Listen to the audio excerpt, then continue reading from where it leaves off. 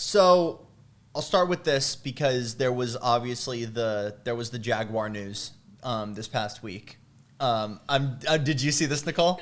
No. What? No. There's Okay, no way. I'm pulling up the laptop. Did you see the whole copy nothing campaign? Did you see anything about this? I know nothing. Okay, we'll speed run through this really quick because me and Joey had a real nice chat before recording.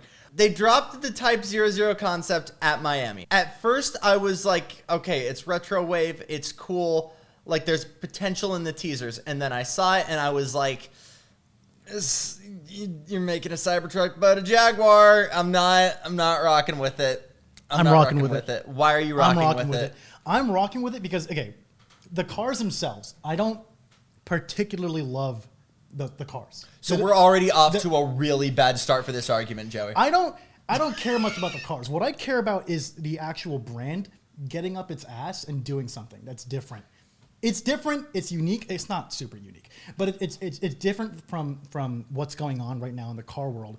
Yeah. And what's going on right now in the car world is that there's a huge drought of anything interesting going on, and anything that does have anything interesting going on for it is losing touch with its core. Okay, I'm just rambling now, but I think you get my point. But I feel like there's a difference between doing something interesting and just standing at the top of a building and screaming, "Look at me!" And that's kind of what it feels like Jag is doing right now. Nicole, I'm very curious to see what you're thinking here if you're looking through this for the first time. Okay.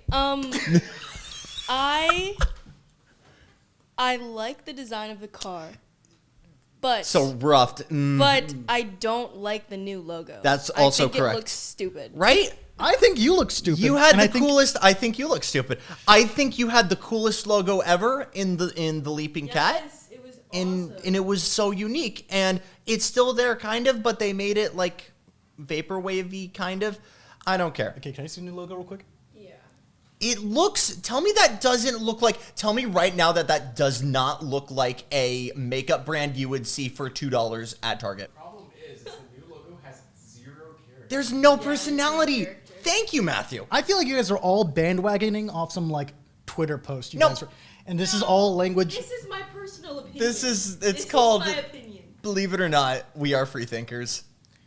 Okay, so I actually do have a way of segueing this because Jaguar's taking a lot of L's, but their brother Land Rover is doing a lot of W's right now. Same ownership under Tata Motors, and Land Rover just announced last week that they are going to be the official car of the Dakar Rally, and they're actually going to start competing in it in 2026.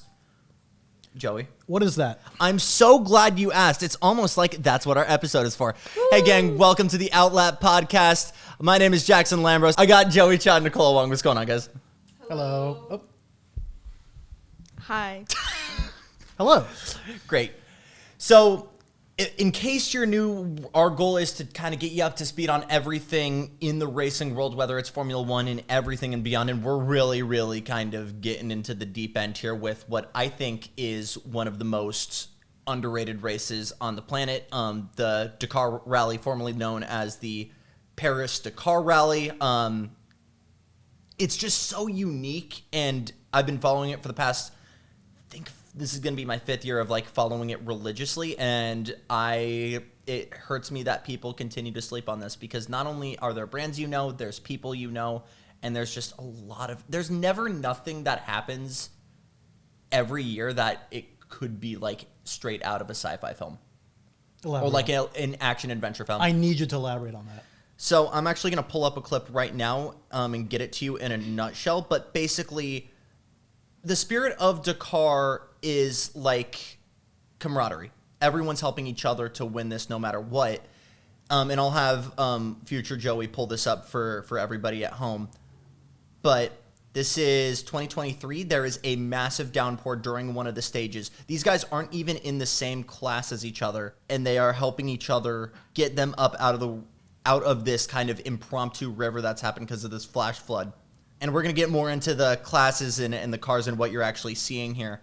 Wait, so what is the pathway here? Because so I know a little bit about Dakar, in the sense that I know that there's rallies, right, and then there's these stages where the rally races happen, right? what is the actual path? Like, how is that? There is no. I'm not going to say there is no path. You're actively developing. You're learning the path as you're going. Another cool thing about Dakar compared to like normal races is even normal stage rally like WRC is these guys do reconnaissance runs and they know kind of a basis of what they're getting themselves into. These guys are handed a road book with their pace notes 10, 15 minutes before they're going. You cannot, like, I like to call it guitar heroing, where like you can do 900 laps on a sim and you can kind of like memorize it like a song. Yeah. It's full improv behind the wheel, baby. You're And it's learning like- all this as you're going. It's going. Where does it start and end? So there's been a lot of different definitions to that. We're going to start here at the very, very beginning because it actually does not start in Paris or Dakar. It starts in the Libyan desert. It's 1977. I want you guys to meet a French motorcyclist. Guy's name is Thierry Sabine. He's doing the Abidjan-Nice rally, which the concept of rally raid, of just doing a really, really big, long race, has existed for a long time. But Thierry's about to kind of accidentally perfect it. He basically gets himself lost and stranded on his bike in the middle of the Libyan desert. He's out there for a couple of days by himself, and he gets rescued. He heads back to his hometown in France, and as he's getting ready for his next race, he's just thinking to himself, like, this would be so sick if we could just get, like, a ton of cars out here.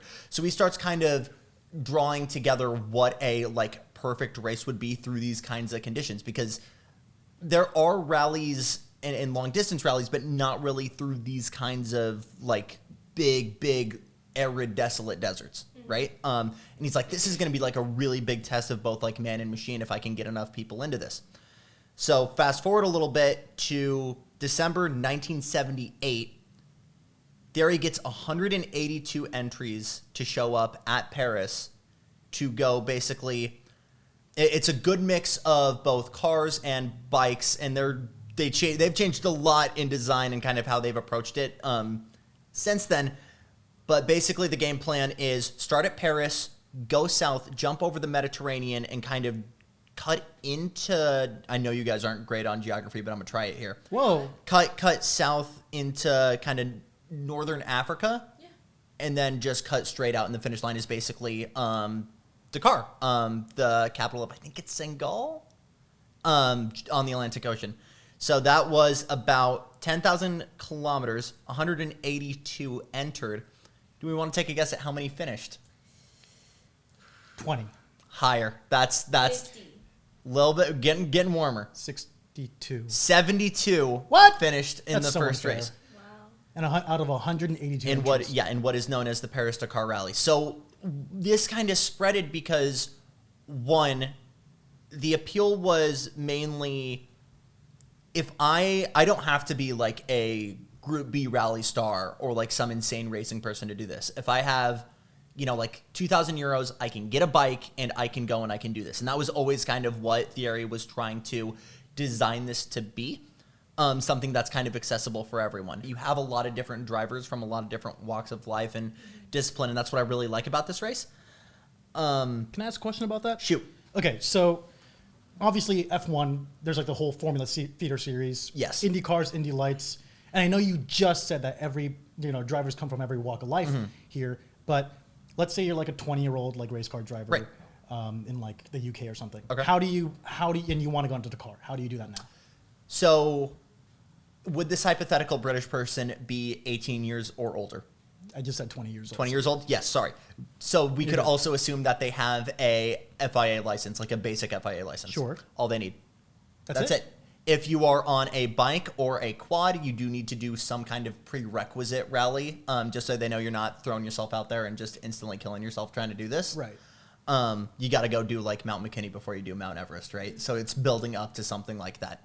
Yeah. Wait, I wanna say But it's super entry level friendly financially. I is kind what of I'm like getting at. that because like It's the best. when there's these insanely expensive series like IndyCar and F1, it just feels impossible to get there. But also they're racing on like tarmac instead of tarmac. Whoa, are we in airplanes? Yeah.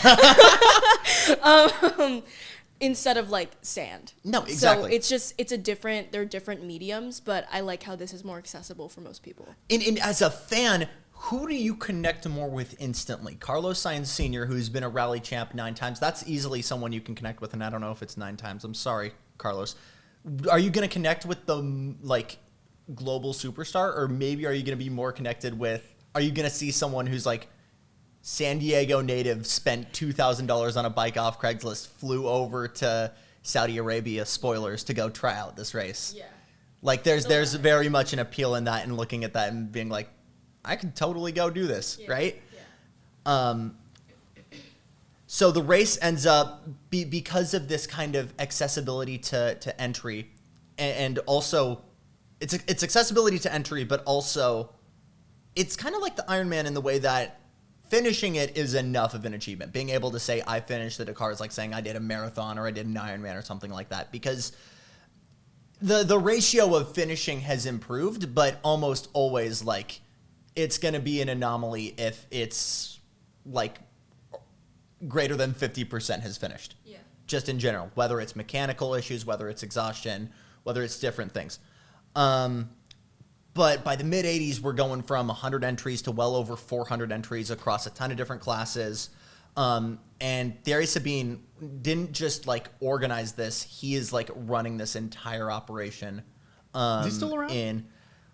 We're going to get to that in a second. Right. But he's operating. He's making sure everything is running smoothly. He's organizing the race. He's the very reason that the Dakar Rally exists even to this day. But 1986, there is a massive sandstorm during one of the stages. And unfortunately, Thierry is choosing to go out in a helicopter and try and look for any of the lost individuals. Nikki, why are we laughing? Why are we laughing? You're laughing at this? I'm not. A man is dying, looking for stranded survivors of a sandstorm. You're laughing. Excuse me, let me speak, please. Thank you. I was covering my face because it just made me think of something recently that happened with someone in a helicopter. And I'm thinking about how you deflected Joey's question about is he still around? That okay, that's you know what? And I'm totally gonna allow that, and that's going. Okay. I only started laughing because you thought I was. And laughing. I'm totally gonna allow that, brother. I'm sorry. Continue. What recent helicopter thing? Do you watch basketball? Like Kobe Bryant? Yes. Oh, that was a minute ago, but I'll allow it. That was like recent in like the lifetime of my. In the lifetime, and I in will. In our lifetime, I'll we're allow literally it. in our 20s. Did guys. COVID just like not happen for you? COVID does look me in the eyes and tell me it doesn't feel like COVID happened like 2 days ago. It doesn't. I think you have issues. Nikki? Oh, I'm in between. I feel like sometimes COVID is just yesterday, but other days I'm like, wow, that was a fucking long time ago. Yeah. So it depends. Dude, the fact that we're already like halfway through this decade is insane. I know. Okay. But Thierry is unfortunately, God, this is a hard pivot. Thierry goes out, and he's normally kind of going out and overseeing medical or rescue operations and making sure people aren't getting killed. And unfortunately, he did lose his life while trying to go out and find these lost. Yeah, go out and find these lost rallyists. But absolutely, the reason we're still talking about this rally and why it's still going on, and he coined the term for this rally. This was the original one, which I love so much. A challenge for those who go, a dream for those who stay behind. And I think that is the toughest description of a race of all time. Like, you've got like the greatest spectacle in racing for the Indy 500 and like the Great American Race for the Daytona 500.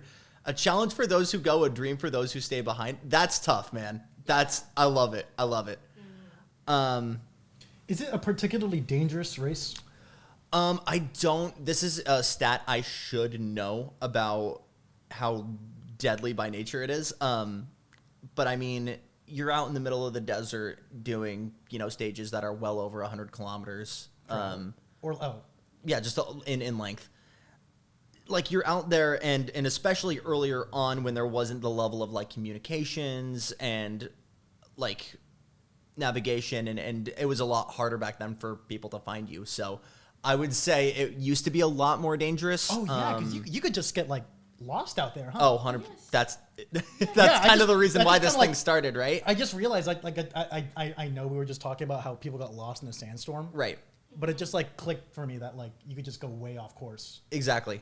and just get fucked. Wow, that's crazy. Yeah. I was also about to say that you gave us the statistic of how many people started the race and then how many people finished, and there's only what 72 out of like 72 180? out of the original 182 finished. Yeah, so I'm like, that is like bound to cause like mechanical problems, like you said, medical problems, and also getting lost because you're in the freaking desert. So Man, that sucks. I was And like, that's and it that is seems getting pretty lost, bad. by the way, still an issue, and we will circle back to that. There is sometimes just kind of the things happen. As I showed you guys with the flash flood, right? Like Yeah. there's just random things that can pop up, which also makes this race so freaking cool. Like the red flag does not exist out here, right? You just got to muscle through it. Yeah, if you break down in like WRC, like you've got instantly like 90 people surrounding you, like trying to help you. You are in the middle of but nowhere 99% of the time when you're doing the Dakar rally. So it's you and the guy in the seat next to you. Or if you're on a bike, you're by yourself. So What's the deal with those like big trucks? Actually, I want to know about. we're this. Okay. I know you're excited, and I'm we're gonna gonna get there. We're so gonna get there. I promise. You promise? I promise. Just wrapping up the history here. The race has ran every single year since 1978. The first race technically started in 78, ended in 79. But it's ran every single year since 79, except 2008. Not for that reason, actually, but because of a terrorist threat. Oh, well, I would hope not, because never mind. Terrorism? There was, Terrorism. yeah, local terrorism threat. I forget where it was specifically. But that did, the financial crisis in 2008 did actually have an effect on funding. And because of that, they hopped from Africa and actually went over to South America for a little bit. Argentina, Chile, Peru, like a lot of the kind of high altitude rocky. You go from the insane sands of Africa to like super rocky terrain then, and it was like such a flip for everybody. But it was very much like the concept is still the same. We're trying to go as fast as possible in the middle of nowhere. And Argentina's, well, South America, that's where they held a lot of like rally races in the 50s and like 40s. Yeah. Exactly, because you had what, like Panamericana, a ton of like the earlier on Carreras, yeah, for sure. But yeah, Argentina, Chile, Peru, Bolivia, high altitude, even more challenging. So it was like very challenging, but in different ways. And then most recently in 2020, again, not for that reason, but they decided to make the jump over to the Middle East. So ever since 2020's running of the rally, it's been running in what's called the empty quarter of Saudi Arabia. So just big wide open desert. Very similar, new look, same Dakar taste as like Africa. Big areas of open sand, but still a couple of more tight technical rocky sections. But by and large, very similar to kind of like original Dakar. Is it like geographically? Is it like North Saudi Arabia or like South, like by like the shoe? I know this. I want to say north. Okay, I don't know if that's true. gotcha. I'm also surprised the answer wasn't both. It is a lot. I will say it takes up a good chunk of the country. There is no like single route because again, the whole thing is making it as challenging and as not complicated, but as random as possible. You don't want anyone to be able to anticipate anything, right? And you know the general like way you're going and what your starting and ending point is, but how you're getting there still isn't unveiled until literally like the day you're doing the rally. And we're gonna break that down in a little bit.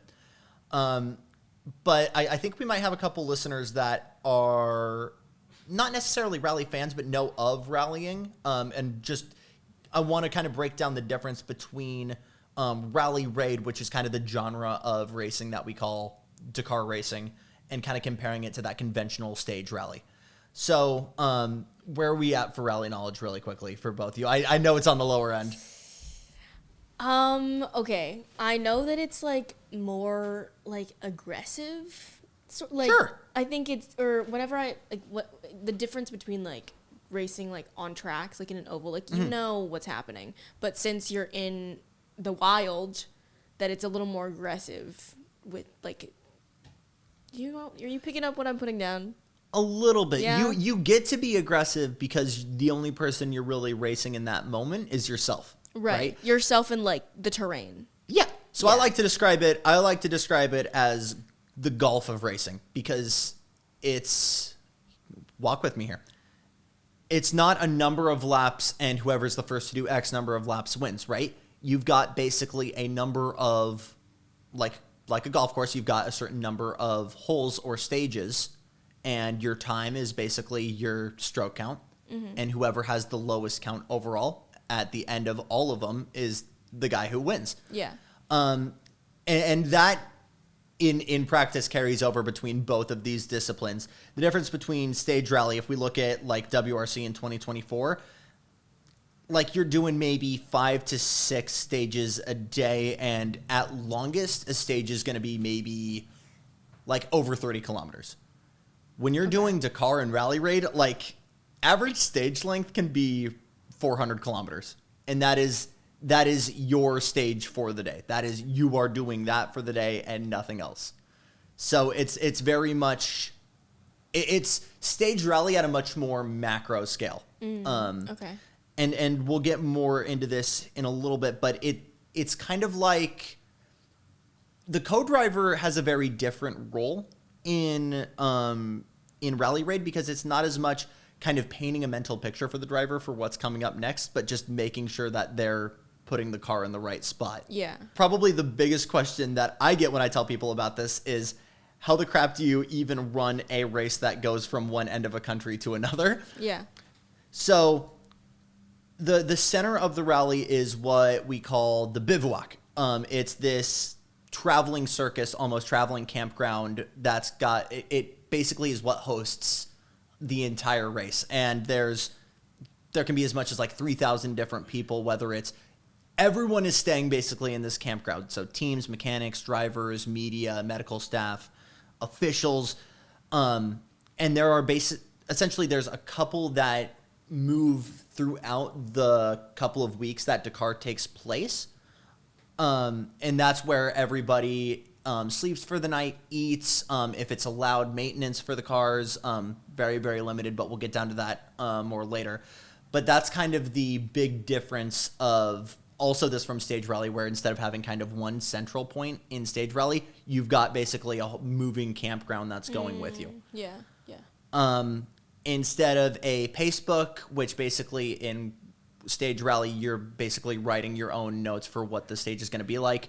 For every stage, you're given a road book, and that's basically telling you what's going to happen and what you need to do to successfully do everything. I mentioned this earlier. You're not given it until 10, 20 minutes before the start of the stage, so you've got to pretty quickly make a game plan of what you need to, of how you're going to approach the stage. Another big comparison for Stage Rally, like Stage Rally, you just got to get from A to B as quickly as possible, and your big restriction there is just the road. Yeah. Dakar doesn't want to just give you a heading and want you to go straight there, because that's a really good way of getting yourself killed if you try doing that. So what they essentially do is they give you a number of waypoints and checkpoints that are basically plugged in through GPS, and they have to tag your car crossing through that point. That's Joey, good. if you've played Forza Horizon before, yeah, there you go. I was literally going to ask, like, how do they check that you've been... But, yeah, you just answered that question. Yeah, all the cars now are GPS tracked, so they basically require you to go through these different checkpoints. And your road book, go. I'm assuming that in, like, the 80s and 90s, they just had people at checkpoints. Physical checkpoints? I believe so. And I think also the rules for checkpoints at that point were a lot more lenient, and I think it was a little bit more of that A to B. Checkpoints were a lot less, just because it was hard to keep, active communication, active tracking of drivers. Yeah. Also, keep the checkpoint person there, because I'm assuming they didn't have, like... 100%. Yeah, that would have been, like, in the middle of the desert. This person is just, like, here Shout with, out to with, like, checkpoint a guy. clipboard and a Yeah. pencil. Shout out to checkpoint guy, right? But basically, you're given this big book of, not even a big book, it's a pamphlet of, like, you're going to go at this point in the stage, you're going to go at this heading for this long. You've got basically what's called the tulip, and it's a visual description of what you're gonna do. So like go right around this tree or go through this gate. Oh, so it's not even like they're not. They're just like naming like landmarks that you guide yourself. They're Is that drawing landmarks for you basically. okay. And yeah, so it's not like you've played the dirt games before. It's Yeah. not like right 5 over crest or That's one what I was left thinking, Titans. yeah. No, because again, it's just so much of it's the co-driver, the navigator's job, so much less to try and tell the driver what's coming up, but more making sure that we're in the right spot right now, and we're not going to get a penalty if we miss a checkpoint, and making sure we don't get lost. Okay. There's penalties in this thing? Oh, abso-freaking Oh my dude. god. What can you do to get yourself penalized? So there are certain areas, and this is it's marked out on the road books, but there are certain areas that are slow zones, whether it's for okay. whether it's for safety reasons or for Yeah. environmental reasons. But if you miss a checkpoint and you just decide to keep going on, you get a time penalty for that. And if Okay. you're speeding in a certain slow zone, get a penalty. Okay. So missed checkpoints, missed gates like that. Those are the big ones. Interesting. I thought it was like a free for all. You just go. No, dude. Oh my God. I should also mention that in rally in general, it's not everybody going at the exact same time because that would be Oh. insane. Yeah, I got to throw that one out there really quickly. Oh. Everybody's a There's minute. like heats. No, everybody goes because again, it's just time based. It's not. Oh. We're looking at a spreadsheet and we're comparing times of how fast it takes everyone to get from point A Yeah, to yeah, point yeah, B. yeah, yeah. So everyone's basically starting a minute apart from each other, Okay. give or take. And there is actually kind of a strategy in this because I'll say this. Say I'm in a bike and I'm running like one of the first stages. Would you rather be the guy who is opening the stage and basically has no tracks in front of him, is wide open, you have no idea where anyone else is going, or you're a little bit further down in the order and you can see the tracks of where other people have gone. Maybe you have some lines that are already kind of baked in and you don't have just a ton of loose sand everywhere. Do you see where I'm getting at here? Yeah. You don't want to be first. You never want to open No. in Dakar, No. ever. Because you're naturally at an advantage in traction and in strategy. Just to skip back a little bit, Uh-huh. when you were talking about how if you miss a checkpoint, you get a penalty. Yeah. Didn't that happen like very recently? There were a couple incidents in 24, and I can't put my finger on it specifically. I want to say Sebastian Loeb or Nasser Al-Attiyah. There was someone who was running up front and Loeb got was in- knocked down. We're going to talk about Loeb in a little bit. But there is a lot of it's something that just happens, and sometimes we're talking strategy. It's like there's no point in me just driving in circles right now to try and find this checkpoint. I might as well just bite my tongue and just try and go on to the next point, right? Right. So it sucks if you're in that scenario, but you just gotta kind of deal with it. Damage So mitigation at that point. Right? exactly. Right. But going back to kind of the strategy of the starting order, yeah, opening is absolutely something that is it's a noble thing people will consider if you're the guy that's going out there basically with a blind line. And I believe now in 25 they might actually give you bonus time or take time off if you're opening a stage. Really? I'm not sure if that's for safety reasons or I'll have to go back and double check that. But I remember hearing talks about that being added in as a rule. So It's like giving them like a handicap, kind of. essentially, yeah. Yeah. But you are naturally in a spot that is suckier than everybody else, objectively. Right? But I feel like they could just combat that in a way where, I don't know, maybe they have someone run the like course, just like the first sector, I guess you're talking about, so that they don't need to give like the first person a handicap. Because I feel like that just kind of gives them a leg up before the race has even started, if there's like bonus time, which you're Yeah. talking about. That's what I think. I don't know anything about this, guys. That's why we're learning. Yeah, But- okay, here it is. So, first place receives 1.5 set, and this is such a smart way of doing it. So, first 3 guys that go off the line get a bonus. So, you drop 1.5 seconds per kilometer if you're first, 1 second per kilometer if you start second, half a second per kilometer if you're third. Does that make sense?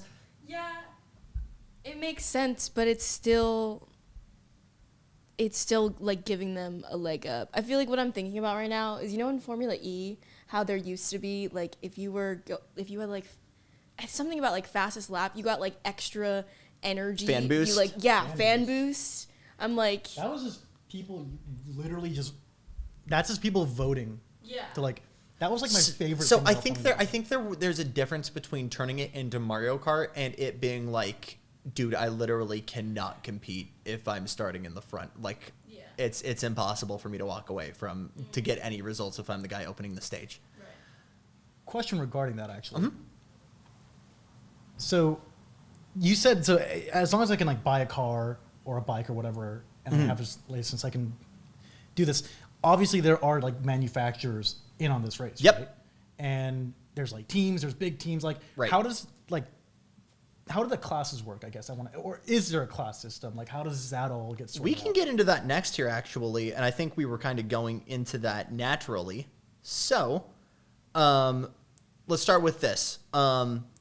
Bikes and quads. Quads, unfortunately, up until I think last year was the final year that they had quads. There just was not enough factory support, and there were just guys running them for the love of the game. So no more quads. RIP. What is a quad? Quad bike, like Oh. like 4x4, 4x4, baby. Have you never seen a quad before? Like an ATV? There's no Wait, shot. Oh, an ATV. Okay. Yeah, basically an ATV. Got you. I was picturing like a motorcycle with like 4 like little wheels. That is Like, kind of but I feel like you're it's a not wire. wrong. You're not wrong. Okay, got you. I mean, at the end of the day, it's just like motor with wheels, right? Yeah. And then you just I almost died in an ATV once. Really? Yeah. I was just doing a mountain course with my family, and I don't never go to an ATV place where they let you ride with sandals on. Don't do it, kids. It's not a good idea. What happened? So you know how engines get really hot. Yeah. So I burned my foot No. on the engine, kind of kicked myself out, and then I like drove off a cliff. Oh man. And the ATV like slammed. You know that scene in Jurassic Park where there's a Jeep? Yes. That was like me. Oh man. And then like 20 feet down the road, there was no fencing, no rails, no trees. I was like, holy shit. But I think that actually qualifies me. I think you are qualified I to think go that do Dakar now. qualifies me to go That's Dakar. gonna look really good on the resume gonna when look you send really that to awesome. FIM. No, Yeah. for sure. The only issue is now that there's no longer quad eligibility, which I don't know if that's good or bad for you. Because if you're doing this, we know for sure you're not doing it in a quad. There's nothing that money can't fix, fellas. Remember that. I'll find a way. I'll find a way. The one Joey invests enough money to bring the quad class back. do like a pump and finish dump. 5 days after everyone else, just so he can be the one guy. I'll just. No, I mean, I don't have to go fast. I'll just go like 30 miles an hour. Luigi the wins entire- by doing Exactly, yeah. absolutely nothing.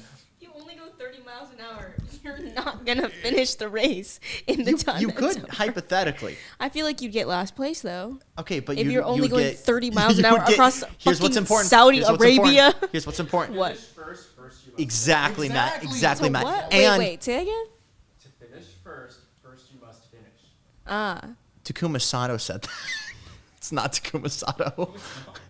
Who did say that? Oh God, who said that? Nelson PK. It was PK. I No, know. I don't No know. attack. No attack. No chance was Takuma Sato's. We're getting on a bird walk here. Yeah.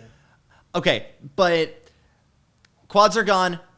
Bikes are. You guys can edit out the quad talk because this is so irrelevant now.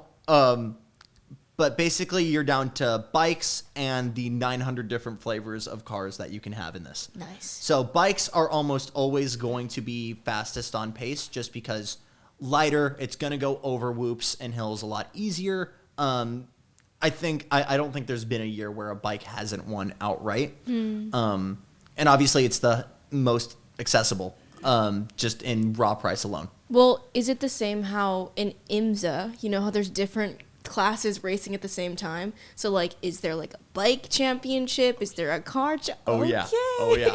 We got multi-class racing, baby. Which is why when Joey brings back the quad class, being the only competitor, he's gonna get the outright win because nobody else is gonna show up. This guy gets There it. you go. How long as he finishes? As long as I finish. Imagine. Will you finish? the effort of bringing back an entire racing class to an event just to like eat shit stage 1, break a leg. That is what would happen. It is absolutely what would happen. I do not have any doubt that I would immediately get like Yeah. But oh man, I had such a great question. What were we just talking about? We were talking about how there's multi-class. If a bike wins outright every year, I feel like you know where this is going. Why doesn't everyone just use a bike? Because some people like cars, and there's class racing for a reason. And OEMs show up, manufacturers show up, and they're still going to say, hey, we're still fastest of the cars or of the trucks or of the SSVs. Right. So there's still a reason. I think you were just saying how like the bike is like the winner because it's the fastest. Yeah, you right? can't... But there's no like clear like one winner. No, in the car. it's breaking down. Yeah. There's always going to be an overall winner, right? But I got 5 classes here. So you're going to have 5 winners. There is an overall winner. There's Like, there always is a gonna number be- one. Yeah. Okay. And it happens to always be a bike. Pretty much, yeah, just based on physics. Got you. Okay. But even these classes have their own kind of subdivisions, like cars, and we'll get more. We don't need to get into detail, but cars has like a stock division. My favorite like subdivision though, and we're talking about like ease of access. Bikes have this class called original bimodal, and if you want the most like bare bones raw Dakar experience, you can just be like, hey, I'm showing up with my own bike, my own camping supplies, no team. I'm literally going to carry all of my own tools, camping gear on my back the entire time. But you still need the license. You still need to enter, but it's the guys who are absolutely like the most hardcore in Ironmanning it, because they're maintaining their own bike, they're carrying all of the stuff they need to take care of themselves and their machine with them every single part of the way. I don't think there's any other like top division race where it's truly where you can run a one-man show like that, and that's why I really like original bimodal. So Wait, so not even like a navigator? no. None of the bikers have bikes, navigators. bikes. Yeah, none of the bikes have navigators. Whoops. Unless you want a passenger princess on the back being like, hey, so you're gonna go right here in about 2 miles. That'd be crazy. I will say bikes. The cool thing about bikes and the rally raid bikes is they got this like little like reader thing on the handlebars that like scrolls and flips through the road book for them. But they've got to constantly be looking down and looking up. That's another added challenge for the. When you said that, I bikes. imagined like a little like pocket notebook, like furiously scribbling in the wind. Like It's. I think they figured that was a problem pretty quickly, which is why they designed this little thing. Dude, are you living in like 1984? Hello? I'm joking. Okay, I'm kidding. here's where we at. Here's where we're at. They literally made a CVS receipt of like the pace notes, and they literally feed it into this machine and they scroll through it. Does that make sense? Yeah, that makes sense. Perfect. Yeah. wait, so it's not it is like a paper thing. Yes, but it's not like a leaflet thing. It's one thing that you kind of like roll through. I mean, yeah, but it's like closer than I. We're moving on. Bikes are cool. There's so many different people that I feel like could win every year that it doesn't make sense for me to try and break that down. But go do your homework. You're going to see some people this year, and you're going to find someone to cheer on in bikes, and that's going to be totally okay. I'm also not smart enough with the two-wheel stuff to give you that knowledge, except Skylar House. I freaking love your mustache. Joey put his face up. I love you, dude. Cars. This is the big one. This is the one we know. This is the one that's going to look a lot like stuff that we see on the road. Is Jaguar in this thing? Jaguar is not in this. Land Rover is going to be in here next year that's with what you the said Defender. at the beginning. Okay, Yes. gotcha. The Defender? They're running the Defender next That's year crazy. in this I wanna class. watch that. That I alone really- is going to make you yeah. want to watch it, right? Yeah. And A little I'm a Land Rover Jag fan, so I'm rocking with it heavy. Oh, you're still a Jag fan. Oh yeah, with this we'll figure it out. Hey Joey, Yes. good news! What's that? It's the Dacia Sandero.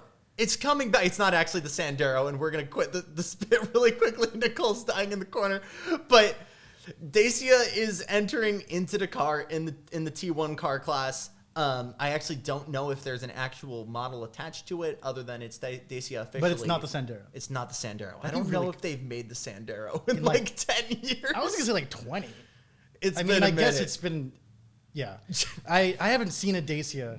I don't think like That is because we are in America. Well, good sir. yes, but like I've been. You've been to other- Europe. Yeah, This is not that long. This is a model of a car. This the Dacia. Dacia, yeah. Dacia. Okay. Yeah. How do you spell that? DACIA. The Dacia Sandero is still in production. The It Dacia is! Sandero is Let's still go, in baby! production. Are they owned by like GM or Opel Nissan or like? Renault. They are owned by Nissan Renault. Okay. But yeah, Dacia is entering with Sebastian Loeb. And if you guys don't know who Sebastian Loeb is, hands down goat of normal stage rallying. More championships, more stage wins than anybody else. What's going on? I've seen this logo before, but low key, this this just kind of looks like a Subaru. Honestly, I kind of see what I see what you're getting at. Dacia makes boring people cars, I think and you- they're I think the going, color but they're also doing is fun stuff. The bronze there is not. bronze- It's like a turd It's- oh. brown. I Okay. don't like it. I'm not Okay. rocking with But it. this thing's running in Dakar. Not that specifically. If you add Dakar to the end of that, you can Oh. see what they're running. Okay. But they're running with Sebastian Loeb. Whoa! You know Sebastian Loeb. This thing's That's what we're cooking with. badass. Yeah, that's the kind of gas we're cooking with in T1. Oh my god. Okay. So it's stuff like that. And a lot of There's the Porsche Dakar. there is. Are they running that? They are not running that. How do you call a car Dakar? Because back in the 80s, And not have actually Dakar in Dakar. Porsche actually did compete in that using the 959, which But is not why it has anymore. that name. Not oh my gosh, no, it's been forever. Is Lamborghini putting in? They are not running the Storado. No, they're off-road capable, but like if you look at the T1 cars, the ground clearance and the suspension travel that these guys need now is like impossible. I'm gonna for ask a those cars. really stupid question. Go for it. Are there G wagons in this? It actually amazes me that there haven't been recently. Historically, a ton of them. I would imagine because they're Like popular in the earlier 80s. on, favorite flavors were Land Rovers, Range Rovers, and yeah, G wagons were for sure like early on the favorites. It is a bit weird because they are G wagons. As much as some people hate them, they are. I think, arguably in the best spot they've been in for a long time. Oh, for sure. Yeah.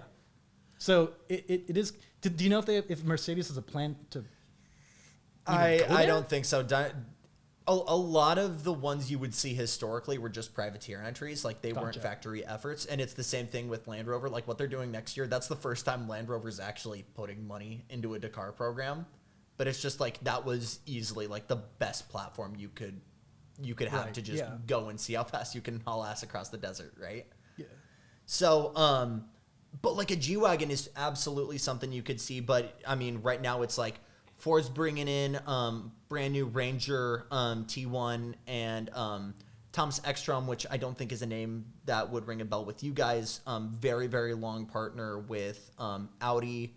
He's done a ton of stuff, all kinds of different disciplines, but has recently been really big on Dakar. He's with Ford now. You've got like Toyota Hiluxes, a lot of European trucks that you don't really see here in America. But still a lot of really, really cool stuff. And a lot of names you're going to recognize. Carlos Sainz Sr., a guy that just won last year with Audi. And he's obviously really well known in rally before that. Obviously, his kid's kicking butt with Ferrari right now. So a lot of names you're probably going to recognize in the car division. And then we've got a couple more sort of niche ones. You've got the these are basically the SSVs, or how would I describe this? Kind of towards like in the last decade, the amount of people that started showing up with. If I showed you guys like a UTV, would you know what I mean when I'm talking about that? The kind of like tinier. People call them side by sides, ATVs, UTVs. Oh yeah. I know you're not. I know you didn't actually look anything up yet. Yeah. but I do know now that. Oh, okay. Also very popular in like the Vegas dune scene, like just if you Yeah. just want to go out and have fun. Well, I've literally seen like rich families in orange drive these around the neighborhood. No, absolutely. Yeah. So they're basically like go-karts on crack. Yeah, right? yeah, which So, is awesome and perfect for sand. yeah, but kind of in the past couple of years, more and more they've been showing up, and they've just filtered them into the car class, and they are just so not competitive with the cars. So they've added in basically the Challenger class and the SSV class. SSVs are basically going to be like exactly what you just saw, very showroom ready. It's like if I want to do a car and do Dakar, if I want to get into this rally in the most accessible way possible, but don't want to do a bike, I'm doing an SSV because they are dirt cheap compared to everything else. Pretty easy to operate, and pretty easy to maintain too. T3 Challengers, I would compare to like LMP2 or LMP3 cars. They're not really production. They're a lot more kind of purpose built to go do this thing really, really well.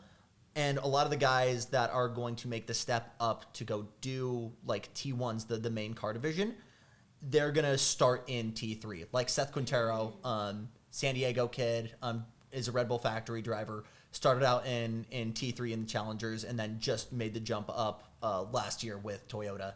So a lot of the guys will start off in the side-by-sides or the Challengers before making the jump up to cars. Gotcha. Quick question about, okay, so there's, in racing, there's just like this like win on Sunday, sell on Monday sort of thing. And obviously Dakar is like really big in motorsport. How much of an effect did it actually have on like manufacturers, like sales, credibility? Like, I guess back then or now, do you know? We're at a point right now where one of the most recognizable Porsches on the planet has its aura because of what it did at the Dakar Rally and why we're having special editions of it, right? Which would be? The 959. Okay. And why we're having the Dakar edition, right? Right. And I think indirectly it did such a great job for brands like Mercedes with the G-Wagon and with the Land Rover Defender, because if you're not using, wartime scenarios to sell those, genuinely, because that's what those were originally made for, dude. You get to go and present those in their environment and get to go see how good they are, like in their natural environment and not in some mall parking lot somewhere, right? Yeah. So I think indirectly it's done wonders, and I think we're in this era now where a lot of manufacturers are actually seeing the benefits of what that can do. Audi picked this up and freaking embraced it. They over the past couple of years, they tried doing it not all electric, but they basically used a Frankenstein of all of the past couple years of race cars into making an electric Dakar car, basically. So it's a T1 that used the motors from their Formula E car when they were in Formula E. They realized pretty quickly that you can't run the whole stage on electric power, so they use the engine from their old DTM, their German touring car, as a generator, which is the most over-engineered generator on the planet. But I think it's so clever. But they weren't even using it as a motor? No, it was solely just to generate the battery pack. There's all electric. There's no way that could have been the most efficient. Because the whole flex was we're going to try and win Dakar on all electric power. Is it all electric? If you're using the car is being driven by electric motors, which are powered technologically, mostly the sun, but we need a little extra sometimes, which is why we've got. I don't think that counts. You think that counts? Here's the thing: the motor is not actually attached to the wheels. Its sole purpose is to charge the batteries, because right now there is no other way. With the technology we got right now, there's no way that a car is going that long on just battery power. Yeah, I was just gonna say that I don't really know that much about how cars work. That's totally so okay. I'm just gonna believe you and say, yeah, it's electric powered. There we go. Yeah. If you ground up a dead animal and then used its corpse to fertilize wheat, would that be vegan or not vegan? Answer me this, fools. Because I want an answer. That to me, that doesn't count as electric. If I am consuming it myself, and it's just that it was the sole intention of me using it, I'm having an aneurysm right now, Joey. The intent was never for me to kill the ant, right? And just like for Audi, the intention was never to use the dyno juice. It was kind of something we had to resort to. Okay, fine. We can settle on. Is the it wasn't dyno juice electric? Oh my god. The dyno juice, no, but the dyno juice, when you put it through the engine, it makes electricity. How do you feel the dyno juice? Because the dyno juice is what you put in cars sometimes, and it makes cars go. The gas powers the electric component, Yes. but you still need gas. So you do still need. You objectively. So it's not you electric. need, in the same way that you need dead freaking ants to make vegan shit. Apparently, you need gas right now to finish the Dakar rally. First of all, I said animals. My brain, I blacked out the minute you started It doesn't talking, matter because so I just if you got need ants. if you need I just got gas ants. if you need gas to run your electric car, blah blah blah. If you need gas to run your electric powered car, that's not an electric powered car. Okay, now that it's been explained, yeah, it's not all Okay, electric, move on. but that's okay. We can move on. So And we're we're- on the. What? No. And I'm getting to the end of it here, but we're very proud of Audi for still doing this with all electric motors, and we Yeah. thought that was pretty cool. And Yeah. they won last year with Carlos Sainz, and then they were like, "Hey, we're kind of freaking done. Like we did what we wanted to do, so we're dropping out." Oh, So Audi's gone. They're not here this year. They're gone. Their goal was to win, and they dipped. So they just won Dakar and then They said, won. we're They going- won Dakar, and then they said, "We Audi. and then We Audi." we're gonna be in Formula. Okay. Right, gotta go out with a bang. Honestly, There you honestly, go. guys, what I've been saying, this has nothing to do with Dakar, but like Fernando Alonso gotta go. Why would you just drop a bombshell like that? Nikki, Where did that even come Nikki, from? hey, Going out with a bang. hey. This man gotta go. He's just not doing well. The He's car's still a piece of shit. the car. Exactly. So I'm like, so we're gonna go. bury this He really has to quickly. go. We're gonna bury this Yeah. really quickly. Yeah. The car is a tractor right now. He's still doing better than the kid whose sole purpose right now is to do stuff for Aston Martin, and literally he's being cooked by a 40-year-old. So let's really think and marinate on that for a second. I think he's a cheap option right now for Aston Martin because he's keeping them in there, and he's just kind of You staying. think Alonso's a cheap option? I think he's a cheap option just off of age alone. Okay, in terms of, Felipe? No, not Felipe Massa, bro. Okay, I just, Dragovic. Drugovic! I'm fucked. it's fine. I just think that he's tarnishing his career by staying in Formula One. I think so. Because I feel like he's just in there. But this is not relevant, and we need to get back to Yeah. the thing. And And just we can talk proving about that this in- later. Okay, we can. We We can absolutely talk can. about this later.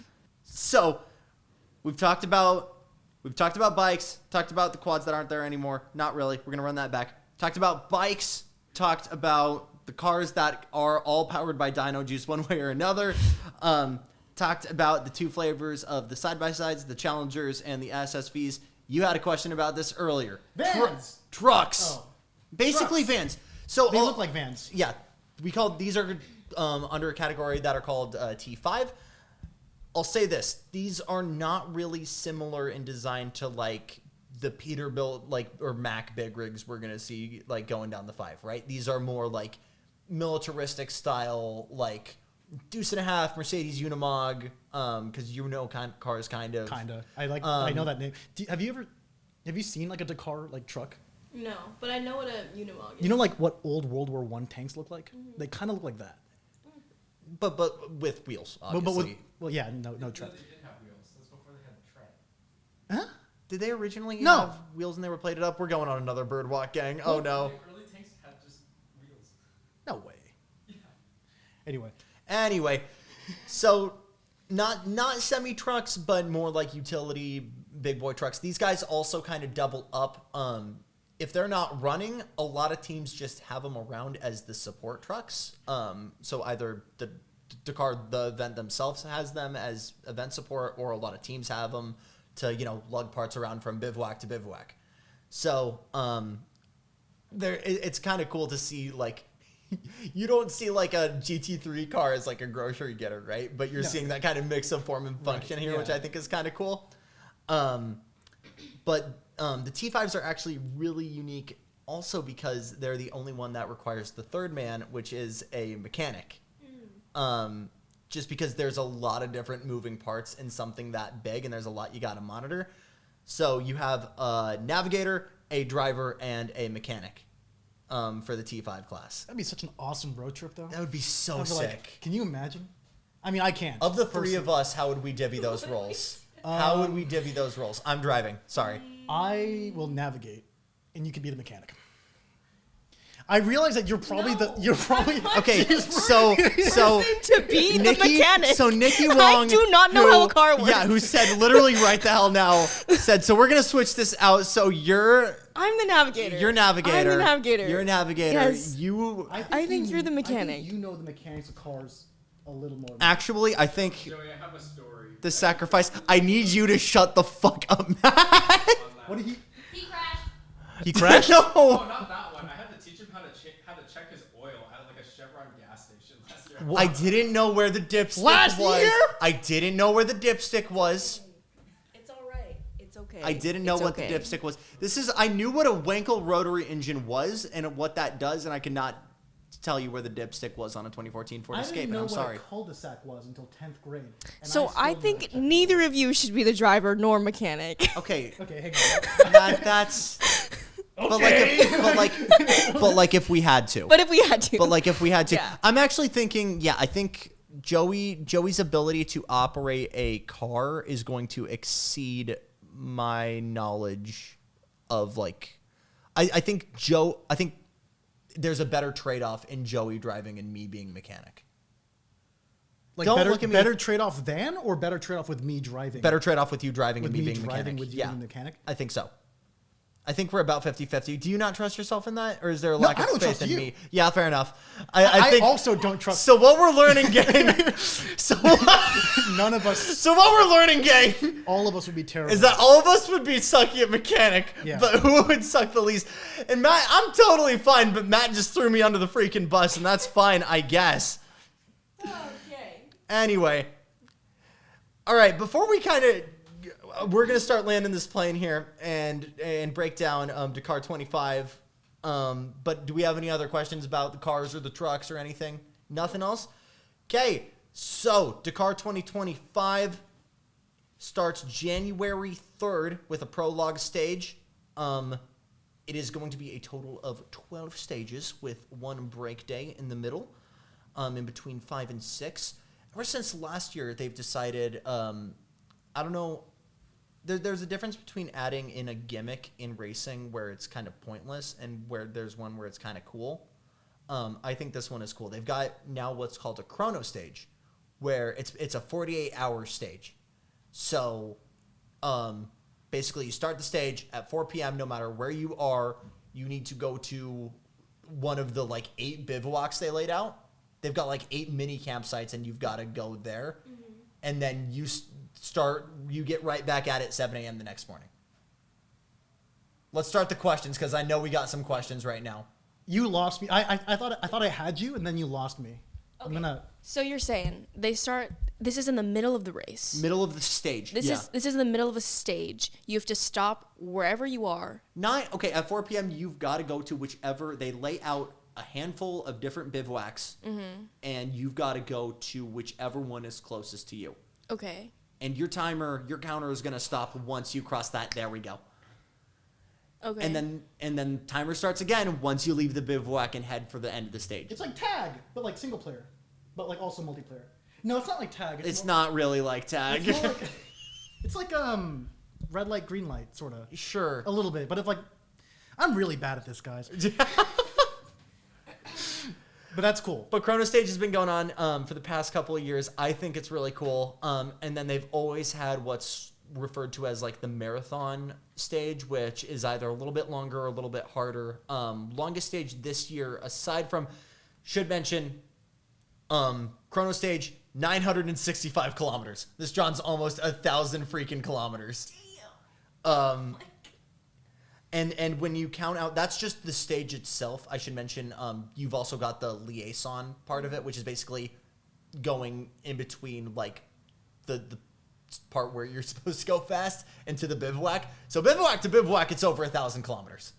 The second longest stage, the marathon stage, is going to be 606 kilometers. By the way, the chrono stage is almost exactly 600 miles, 599.6 miles for the entirety of It's at the any point stage. during that time.